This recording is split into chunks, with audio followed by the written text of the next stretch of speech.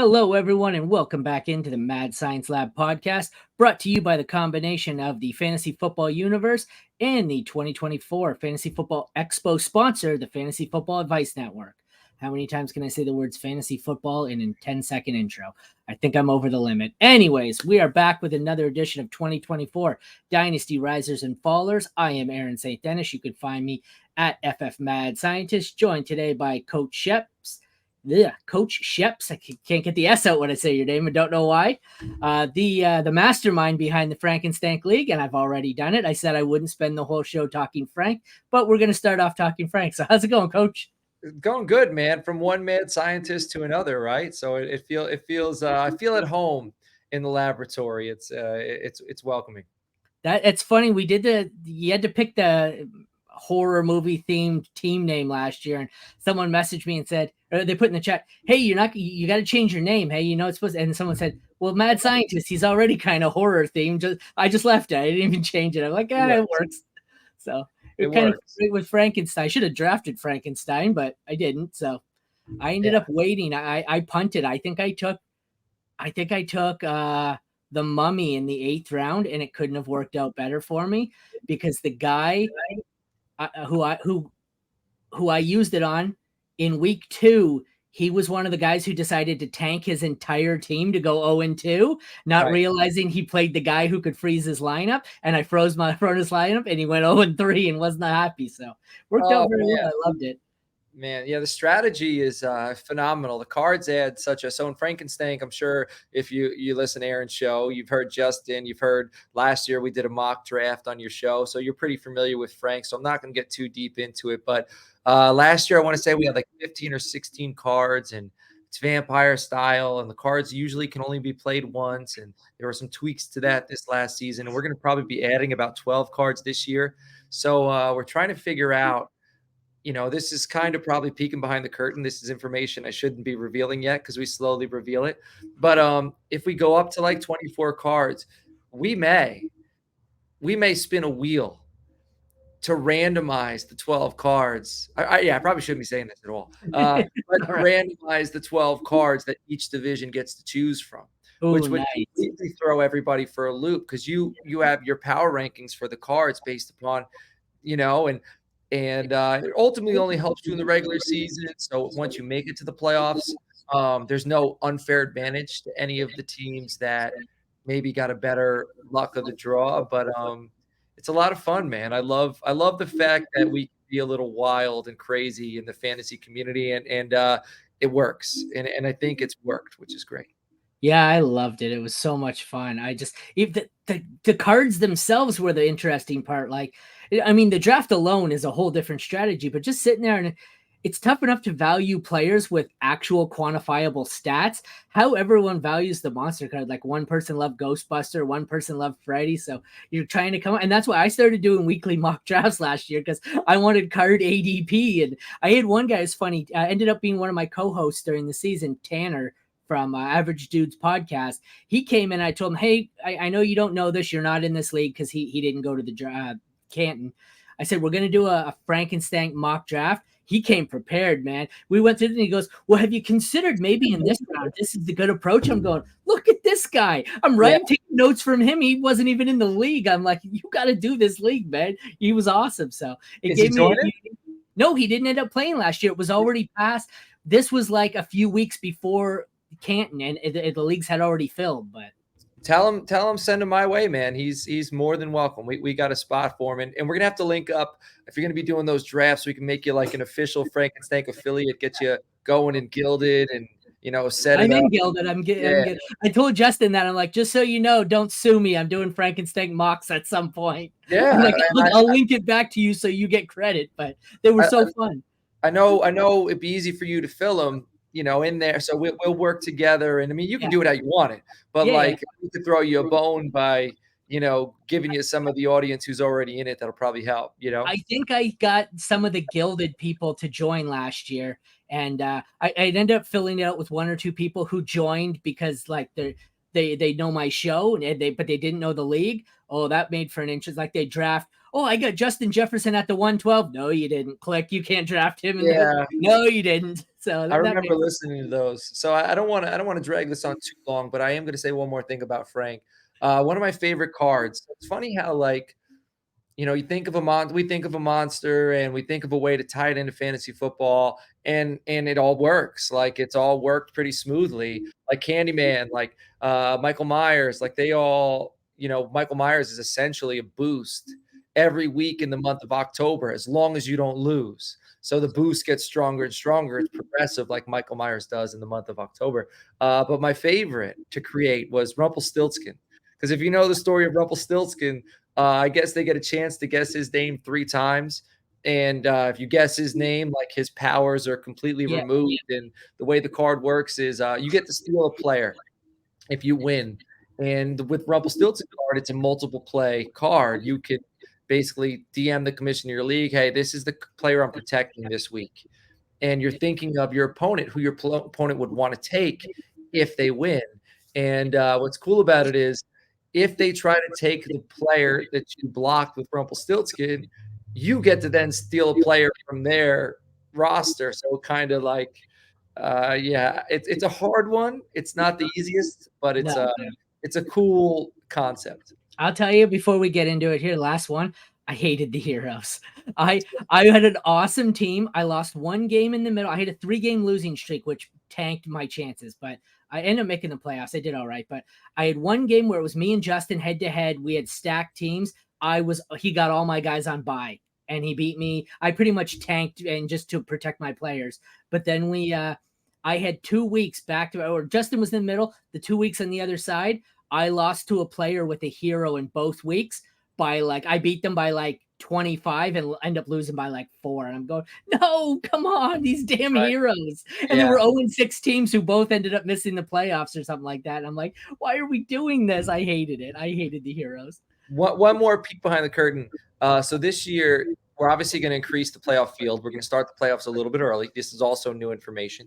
And we're going to add a little bit of a twist where we're going to add 8 teams to the playoffs that already aren't playoff teams. So they didn't make it, but they Nice. had the highest scoring weeks of the last week of the regular season.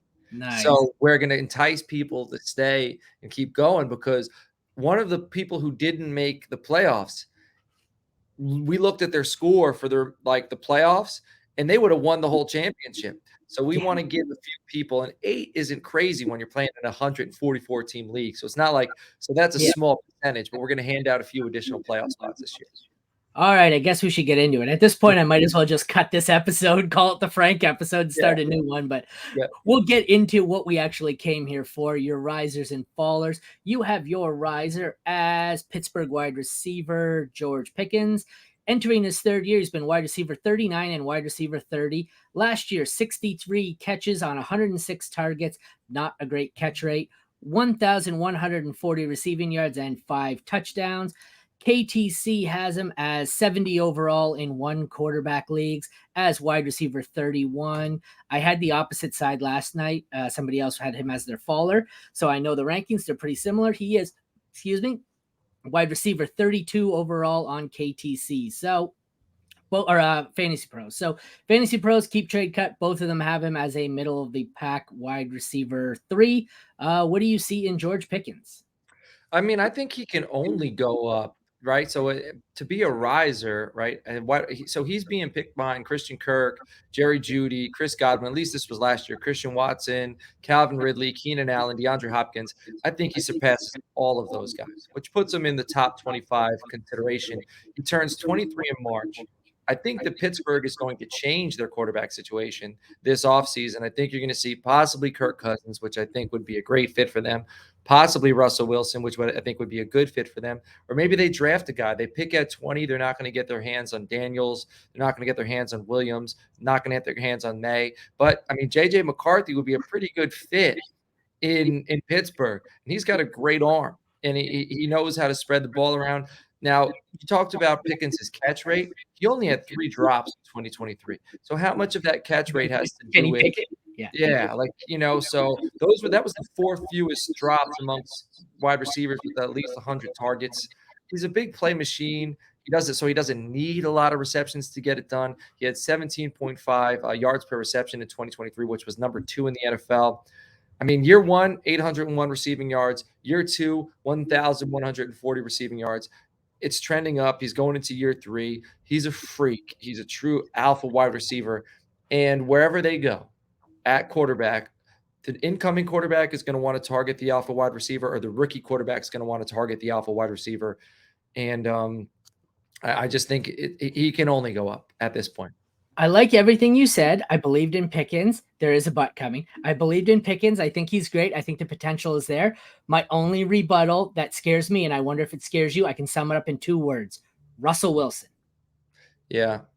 Yeah. See, yeah. I mean, so Courtland Sutton, I think Pickens is a better player than Courtland Sutton. Courtland Sutton got it done, not consistently, but he had you could tell he was the guy, right? Yeah. He's, when they have an offense with a KJ Hamler and a Jerry Jeudy, who would I compare Pickens most to in that offense? I would compare him to the Courtland Sutton role. So we know he likes to target that.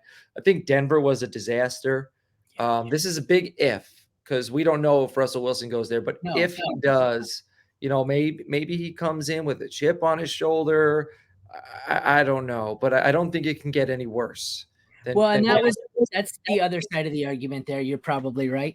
Having said that, Russell Wilson still considerably better than Kenny Pickett, even at this point in his career. So can't argue that. All right, let's head on over to your faller. That would be Miami wide receiver Tyreek Hill. He is going into his 9th season. I will not read his per year finish, but it's inside the top 8 every year except for 2, where he was wide receiver 19 and wide receiver 31. But so in 8 years, he's had 1 finish outside the top 24. And it was 2019 where he missed 6 or 7 games here. Last season, he had 119 receptions, 171 targets, 1,799 yards for 13 touchdowns. Keep Trade Cut has him 22nd overall as wide receiver 13. Fantasy Pros has him wide receiver 8 overall. Is this a case of him just getting older, or some of the younger guys starting to really take form and move up? I assume it's a combination of his age is moving him down for you, and the youth is moving past him, kind of creating a perfect storm of why he's a faller for you. Yeah. And before I continue on Tyreek Hill, I do want to say for George Pickens, you proposed the if of Russell Wilson, but there's also an if of Kirk Cousins. And if Kirk Cousins goes there, then he booms big time. But anyway, that's true. Yeah, Tyreek Hill. I love Jalen Waddle, but he's a guy who just can't stay healthy. It's not necessarily that I think the young guys around him are going to step over him, but more so the young guys outside of him, like the CeeDee Lambs. CeeDee Lamb's really coming into his own. Jamar Chase should have a better season this year. Joe Burrow should be healthy, but he does turn 30 March 1st. And you said something about 7 or 8 missed games. When I look back on it, I only was able to add up to like 5 missed games due to injury over an 8-year career. So it might have been. No, that was the one season. I think it was. You're right. It was. I was counting for an 18-game season. The one season, it looks like he missed 4 games, and then it's 1 here and there. So you're right. Yeah. So he hasn't. The injury bug hasn't bitten him. So the law of probability says, that's coming at some point. So now that's me just kind of guessing. But when I play football, I'm gonna be guessing. He played in 50 games over the last 3 seasons, 349 total touches. That is massive for a wide receiver. Massive. We're like coming in on running back touches numbers, and we know how running backs hit a wall at 27. He's at 30. Deshaun Jackson managed to play late into his career and still be an explosive wide receiver. So maybe Tyreek Hill can get it, keep it going. But I have to imagine he takes a step back. What makes him great is his burst, his explosiveness, his straight line speed. And then another thing that's concerning is Tua. His health is a ticking time bomb, right? And who do they have behind Tua right now? Is it still Skylar Thompson? I don't know. But I think so. Whoever is behind Tua, can they sustain a Tyreek Hill at that high level of play? And if they do go through a quarterback change at any point, that usually takes 1 to 2 years minimum, right? So now we're talking 33, 34. Do we have, if we have to wait 1 or 2 years for that quarterback situation to get cleaned up, what is he at the end of it? He's 33, 34 years old. So there's a lot of things. And then also just natural progression. He had 3 massive years back to back to back. It's hard for me to believe he does it a 4th time, a 5th time. I just think he's going to regress. Like a big concern for me is, like you said, with the Tua health situation. And I get in this all the time, and I came from healthcare. I get, when properly recovered from a head injury, a concussion, he's no more susceptible to actually getting a concussion. I'll acknowledge that. He's no more susceptible to a concussion now that he's fully healed than Kirk Cousins. The difference is, if Kirk Cousins gets a concussion tomorrow, he's not likely to have played his last game. It's not that he's more likely to get a concussion. It's that if he does, all these players are likely to get a concussion. It's the NFL. It's that if he does get the concussion, he's probably done. You've probably seen his last game. He will not be back. And like you said, that's what makes him a time bomb for me. Not the increased likelihood that he will get one, just the increased likelihood that if he got one, he's gone. It's just over. So. Right. And I mean, he had like 2 or 3 in one season. So there's no increase in likelihood.